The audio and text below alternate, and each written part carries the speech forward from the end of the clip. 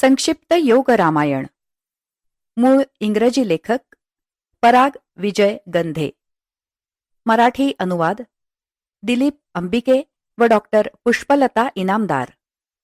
वाचन अपर्णा जोग.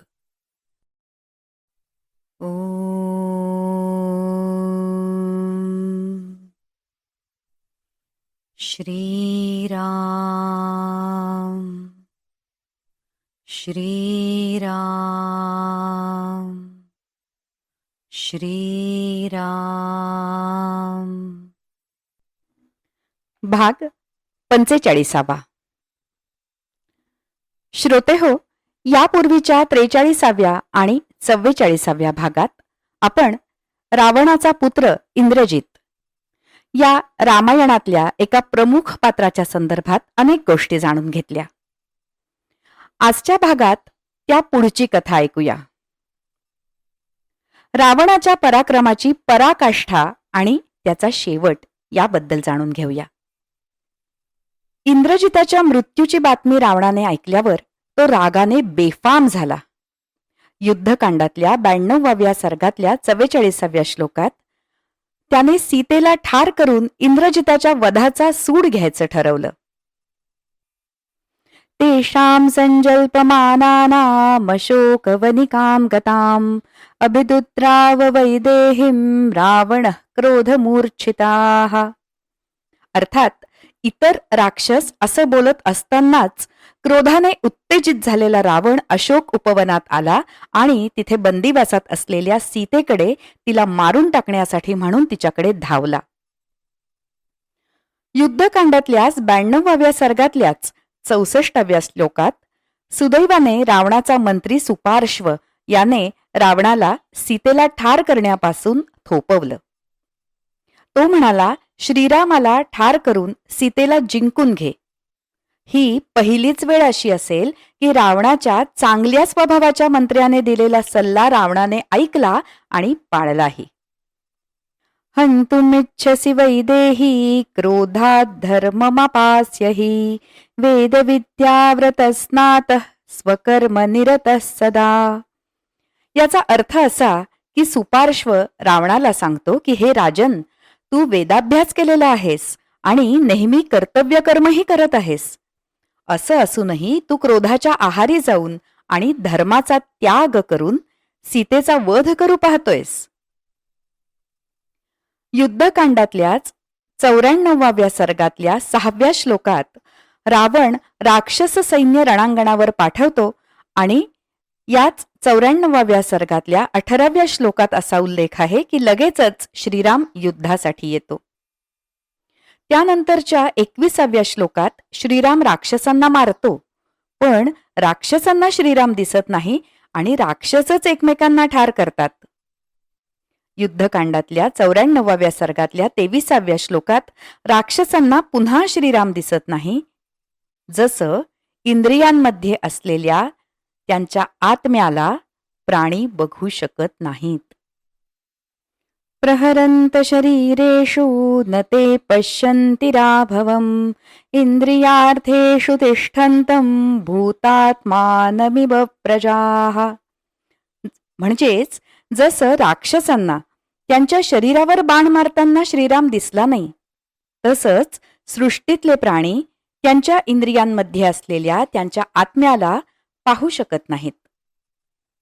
यानंतरच्या श्लोक क्रमांक 29 आणि 30 मध्ये राक्षसांना श्रीराम भगवान विष्णूच्या हातातल्या चक्राप्रमाणे दिसत आहे आणि त्यानेच तो राक्षसांना ठार करत होता असं त्यांना वाटतंय. त्यांना असं वाटतं की जणू काही ते काळं चक्रच आहे.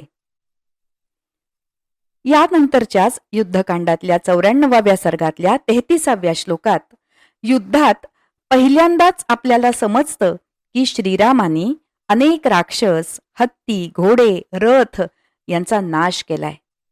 पण त्या राक्षसांच्या नावांचा कुठेही उल्लेख नाही किंवा त्यांच्या सेनापतींची नावं देखील दिलेली नाहीत. यानंतरच्या 96व्या सर्गातल्या 28व्या श्लोकात जेव्हा रावणाला समजतं की श्रीरामाने राक्षस सेनेचा पराभव केलेला आहे, तेव्हा तो स्वतः रणांगणावर येतो. युद्धकांडातल्या 97व्या सर्गातल्या 16व्या श्लोकात सुग्रीव विरूपाक्षाबरोबर लढतो. विरूपाक्ष याचा अर्थ भयानक डोळे असा आहे. त्या दोघांच्यात भयंकर युद्ध झालं. अखेर विरूपाक्ष ठार झाला. सुग्रीवाने ठार केलेला हा दुसरा राक्षस. युद्धकांडातल्या 98व्या सर्गातल्या 9व्या श्लोकात महोदर रणांगणात आला. महोदर याचा अर्थ मोठ्या पोटाचा असा आहे. सुग्रीव महोदराशी लढतो. याच 98व्या सर्गातल्या 33व्या श्लोकात सुग्रीव महोदराला ठार करतो. त्यानंतर युद्धकांडातल्याच 99व्या सर्गातल्या पहिल्या श्लोकात अंगद महापार्श्व या राक्षसाशी लढतो. महापार्श्व याचा अर्थ ज्याचा पार्श्वभाग मोठा आहे असा आहे. त्यानंतर युद्धकांडातल्याच 99व्या सर्गातल्या 22व्या श्लोकात अंगद महापार्श्वाला ठार करतो. आता फक्त रावणच ठार करायचा शिल्लक राहिला. युद्धकांडातल्या 99व्या सर्गातल्या 6व्या श्लोकात रावण श्रीरामावर हल्ला चढवतो. श्रीराम लक्ष्मणाला रावणाबरोबर लढण्यासाठी पाठवतो. आता लक्ष्मण आणि रावण यांच्यात युद्ध सुरू होतं. रावण लक्ष्मणाला वरचढ आहे. रावण लक्ष्मणाला ओलांडून श्रीरामाशी लढू लागतो.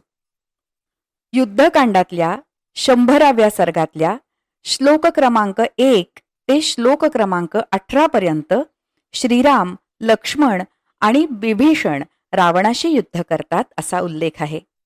लक्ष्मण रावणाचा रथ नष्ट करतो, सारथी ठार करतो आणि विभीषण घोडे ठार करतो. त्यानंतर 28व्या श्लोकामध्ये रावण विभीषणावर महाभयंकर शक्ती सोडण्याचं नियोजन करतो. लक्ष्मण रावणाला थोपवण्याचा प्रयत्न करतो आणि मग रावण ती शक्ती लक्ष्मणावर फेकतो. मोक्षितस्ते बलश्लाघ्यं स्मादेवेन विभीषण विमुच्य राक्षसं शक्तिस्त्वतीयं विनिपात्यते. म्हणजेच हे लक्ष्मणा, विभीषणाला तू वाचवलंस म्हणून हा भाला जो मी विभीषणावर सोडणार होतो तो मी आता तुझ्यावर फेकत आहे. युद्धकांडातल्या 100व्या सर्गातल्या 34व्या श्लोकात असा उल्लेख आहे की लक्ष्मणाच्या छातीत ती शक्ती घुसते. तो जमिनीवर कोसळतो आणि त्यानंतर 44व्या श्लोकात श्रीराम ती शक्ती लक्ष्मणाच्या छातीतून काढतो आणि तिचे 2 तुकडे करतो असा उल्लेख आहे. त्यानंतरच्या 48व्या श्लोकात श्रीराम शपथ घेतो की आज युद्धात मी रावणाला तरी ठार करेन, नाहीतर मी स्वतः तरी मरेन. परंतु युद्धकांडातल्या 101व्या सर्गातल्या श्लोक क्रमांक 3 ते श्लोक क्रमांक 13 पर्यंत श्रीरामाला युद्ध सोडावं लागतं, कारण लक्ष्मण मूर्छित झाला होता. श्लोक क्रमांक 14 मध्ये सुषेण श्रीरामाला धीर देतो आणि सांगतो की हे श्रीरामा, निराश होऊ नकोस, लक्ष्मण जिवंत आहे. युद्धकांडातल्याच 101व्या सर्गातल्या श्लोक क्रमांक 21, 22 आणि 23 मध्ये याचा उल्लेख आहे की सुषेण हनुमानाला सांगतो की जांबुवंताने सांगितलेल्या खुणेप्रमाणे त्या 4 प्रकारच्या वनस्पती पुन्हा घेऊन ये. युद्धकांडातल्याच 101व्या सर्गातल्या 35व्या श्लोकात हनुमान औषधी वनस्पतीचा पर्वत पुन्हा लंकेला घेऊन यायचं ठरवतो. आता ही अतिशय महत्वाची घटना आहे आणि ती पुन्हा घडत आहे. तस्य बुद्धिः समुत्पन्ना मारुतेरमितौजस इदमेव गमिष्यामि गृहीत्वा शिखरं गिरेः. म्हणजेच त्या अमर्यादित सामर्थ्यवान हनुमानाच्या मनात विचार आला की मी हे पर्वत शिखर घेऊन परत जाईन. त्यानंतरच्या 36व्या श्लोकात सुषेणाने लक्ष्मणाला औषधी वनस्पती हुंगायला दिली. लक्ष्मण पुन्हा सावध झाला. जेव्हा लक्ष्मण उठून बोलायला लागला तेव्हा सुषेण श्रीरामाला त्याच दिवशी रावणाला ठार करण्याच्या शपथेची आठवण करून देतो. त्यानंतर युद्धकांडातल्या सर्ग क्रमांक 102 मधल्या 15व्या श्लोकात श्रीराम जमिनीवरून आणि रावण रथातून एकमेकांशी युद्ध करत असतात. ते पाहून इंद्राने आपला रथ त्या रथाचा सारथी मातली याच्यासह रणभूमीवर श्रीरामाकडे पाठवला. सहस्राक्षेण काकुस्थ रथोऽयं विजयायते दत्तस्तव महासत्व श्रीमान शत्रुनिबर्हण. याचा अर्थ असा की हे शत्रूंचा नाश करणाऱ्या श्रीरामा, तुमच्या विजयासाठी इंद्राने हा रथ तुमच्याकडे पाठवलाय. आता या आधीच्या कथेत आपण पाहिलंय की इंद्र इंद्रियांचं प्रतिनिधित्व करतो. रथ म्हणजे आपलं शरीर असं हे कोडं सोप्या वाक्यात सुटतं. अहंकाराबरोबर युद्ध करायला आता इंद्रिय चैतन्याच्या मदतीला धावून आली आहेत. रावणाचा सारथी रावणाला युद्धातून मागे फिरण्याचा सल्ला देतो, परंतु रावण आता मागे फिरायला तयार नसतो. रथं शीघ्रमिमं सूत राघवाभिमुखं कुरु नाहत्वा समरे शत्रुन् निवर्तिष्यति रावण. म्हणजे हे सारथ्या, हा रथ पटकन रामाकडे घेऊन जा. रावण शत्रूंना मारल्याशिवाय युद्धात मागे फिरणार नाही. युद्धकांडातल्या 107व्या सर्गात अगस्ती मुनी श्रीरामाला सांगतात की हे श्रीरामा, युद्ध करून तू थकला आहेस तरी तू सूर्याची प्रार्थना कर. राम राम महाबाहो शृणु गुह्यं सनातनं येन सर्वा नरीन्वत्स समरे विजयिष्यसे. अर्थात, हे पराक्रमी शस्त्रधारी आणि माझ्या मुलाप्रमाणे असलेल्या श्रीरामा, पुढील शाश्वत रहस्य ऐका, ज्याद्वारे तुम्ही युद्धात सर्व शत्रूंवर विजय मिळवू शकता. आपण आतापर्यंत पाहिलेल्या सगळ्या व्यक्तिरेखा आपल्या शरीर, मन, शक्ती, चैतन्य या रचनेतल्या आहेत. परंतु अगस्ती मुनी ही व्यक्तिरेखा त्या बाहेरची आहे. ही व्यक्ती आपल्या शरीरातल्या शरीर, मन, शक्ती, चैतन्य या रचनेत काय चाललं आहे हे पाहू शकणारा गुरुतुल्य द्रष्टा आहे. त्यामुळे आपल्यातल्या अहंकाराविरुद्ध चैतन्य यांच्या युद्धात अशा कठीण निर्णायक वेळी ते मदत किंवा मार्गदर्शन करू शकतात.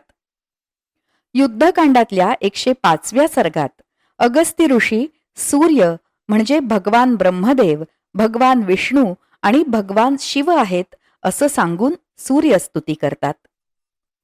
आता योगामध्ये सूर्यपूजेचं महत्त्व काय आहे हे आपण जाणतोच. योगातल्या आसनांची सुरुवात आपण सूर्य नमस्कार घालूनच करतो. वाल्मिकी मुनी हे प्रकरण इथे मुद्दाम घालतात, कारण रामायणातल्या पुनरावृत्तीच्या नियमाप्रमाणे जेव्हा श्रीराम स्वतःचं प्रत्यक्ष स्वरूप जाणून घेतो तेव्हा अशीच वाक्य परत दिसतील. युद्धकांडातल्या 107व्या सर्गातल्या 55व्या श्लोकामध्ये श्रीराम रावणाचं शिर उडवतो, पण लगेचच त्या ठिकाणी दुसरं शिर दिसतं. रावणस्य शिरोच्छिन्द्र श्रीमज्ज्वलितकुण्डलं तच्छिरः पतितं भूमौ दृष्टं लोकैस्त्रिभिस्तदा तस्यैव सदृशं चान्यद् रावणस्योस्थितं शिरः तत्क्षिप्तं क्षिप्रहस्तेन रामेण क्षिप्रकारिणा. या दोन्ही श्लोकांचा म्हणजे 55व्या आणि 56व्या श्लोकाचा अर्थ असा की तेव्हा रघुवंशात जन्मलेल्या राजांची कीर्ती वाढवणारा महान शस्त्रधारी राम याने क्रोधाने धनुष्य ताणून सर्पसदृश बाणाने तेजस्वी रावणाचं मस्तक कापून टाकलं. तेव्हा तिन्ही जगांनी ते मस्तक जमिनीवर पडलेलं पाहिलं. त्या मस्तकासारखंच दुसरं मस्तक रावणाच्या खांद्यावर आलं. रामाने ज्याचा हात वेगवान होता आणि जो त्याच्या कृतीत वेगवान होता ते दुसरं मस्तक पुन्हा कापलं.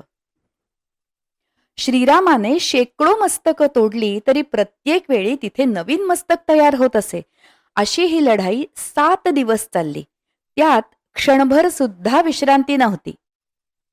युद्धकांडातल्या 108व्या सर्गातल्या 2ऱ्या श्लोकामध्ये सारथी मातली श्रीरामाला सुचवतो की रावणाविरुद्ध लढताना श्रीरामाने त्याला ब्रह्मदेवाने दिलेलं ब्रह्मास्त्र वापरावं. या श्लोकांमधून आपल्याला ब्रह्मास्त्राविषयीची माहिती मिळू शकते.